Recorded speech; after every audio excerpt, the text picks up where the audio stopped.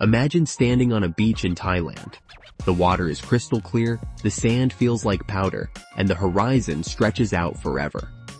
Now, imagine turning your head to the left and seeing thousands of people shoulder to shoulder, boats stacked like cars in a traffic jam, and a haze of pollution floating over what was once paradise. Here's the twist. You helped create it. Every time we book a flight, post a picture, or chase the dream vacation, we might be chipping away at the very future we expect to enjoy. So today, I want to ask a question that almost no one thinks about when they're planning a trip. Is tourism actually destroying the world's future? Tourism is exploding like never before. Before 2020, international travel hit a record of 1.5 billion trips a year. After the pandemic pause, numbers are climbing back even faster, with predictions that by 2025, we'll hit 2 billion travelers annually. That's not just people moving around, that's 2 billion plane rides, hotel stays, taxi rides, Instagram pictures, meals, and plastic bottles tossed away. Tourism is often called the world's largest industry, generating over $7 trillion a year. But here's the dark side. Some of the most fragile ecosystems, coral reefs, rainforests, historic cities, are crumbling under the weight of mass tourism.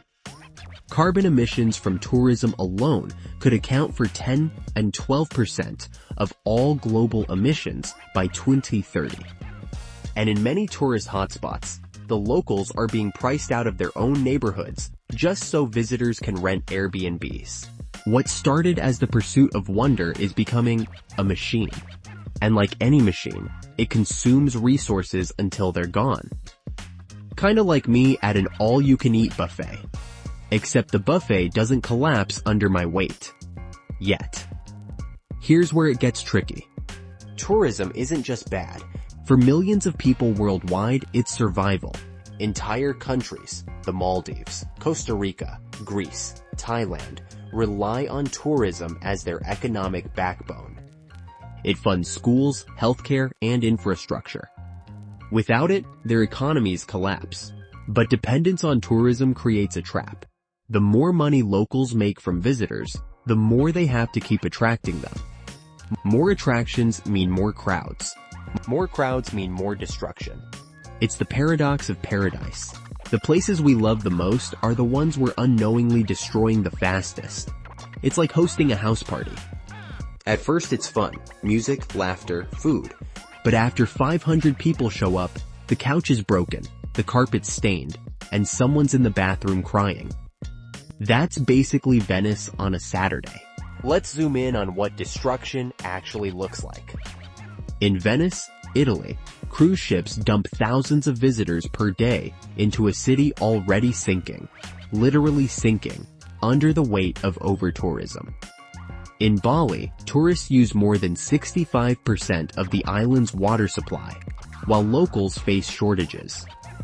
In Machu Picchu, the government had to start limiting visitors because the ancient stone paths were wearing down under millions of footsteps. And the environmental impact.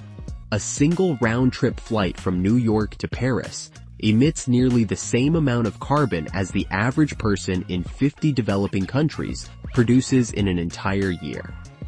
So yeah, that Eiffel Tower selfie? Turns out it comes with a side order of global warming. Here's the controversial part. Can tourism ever be sustainable? Or is it just a nice-sounding buzzword? Some experts argue that no matter how much we recycle hotel soaps, ban plastic straws, or offset flights, the sheer scale of global tourism will always outweigh those efforts. Others believe the future lies in radical change. Stricter limits on how many people can visit certain sites per year. Higher taxes on flights to reduce unnecessary trips. Cities banning short-term rentals to protect housing for locals. But there's a darker possibility too, that tourism, as we know it, could collapse under its own weight. Rising fuel costs, climate disasters, and destroyed destinations might make future generations ask, why did we let this happen? And they'll probably ask while sitting in a VR headset, touring the digital ruins of Cancun. So, is tourism destroying the world's future?